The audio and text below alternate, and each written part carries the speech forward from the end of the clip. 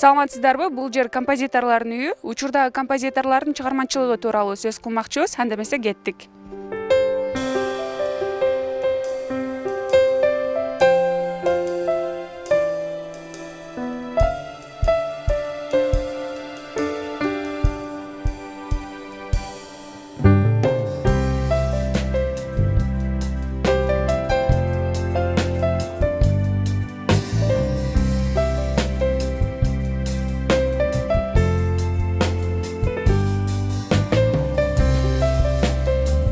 Ошондой бир 30-80 мына биз эмди жылы 80 жылдыкты белгилеген атабыз. 39-жылы түзүлгөн бул союз.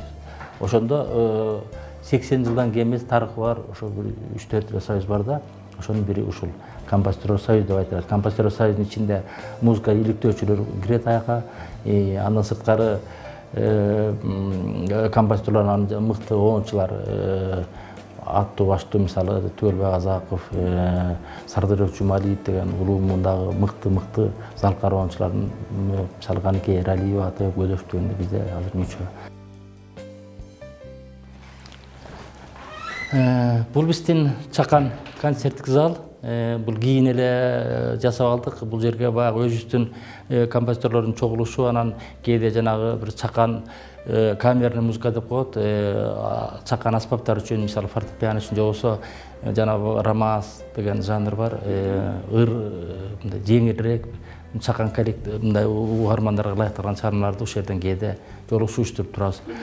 Бул жерде болсо китепкана бар. Бул китепканада болсо ушу композиторлордун тетиги мына 80 жылдык болот деп атпайм, эми жыл ошондон берки келаткан кол жазмалардын баары ушул жерде сакталып турат. Андан башка ошо композитордон чыккан, композиторлор жөнүндө чыккан китептерди ушунун ичинде сактап коебуз.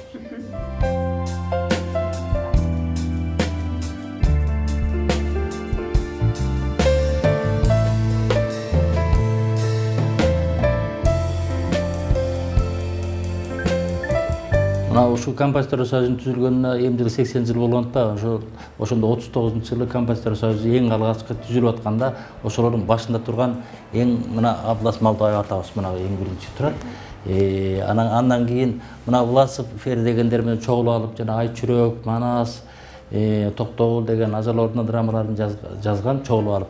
Мына ошолордон баштап анан кийин улам кийинки муундардын баардын сүрөттөрү буякта турат.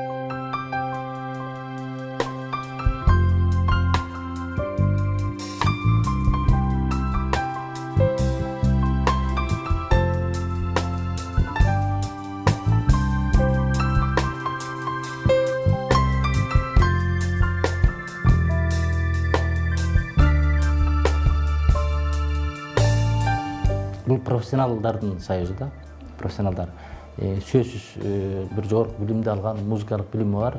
Анан кийин мисалы жана симфониялык оркестр үчүн, камералык оркестр үчүн, эл аспаптар оркестр үчүн болобу, же болбосо опера балет театрына опера жазат, симфония жазат, кинолордун музыкасын ушулар жазат.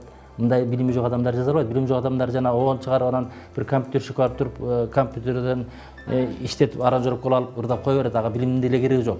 Ал эми мисалы опера, симфония жолсо киного музыка жазыш үчүн бул билим болуш керек. Анын өзүнүн музыканын формалары бар. Ал өзүнчө илим, бул терең илим. Ал айтып отурсам ал көп жомок да.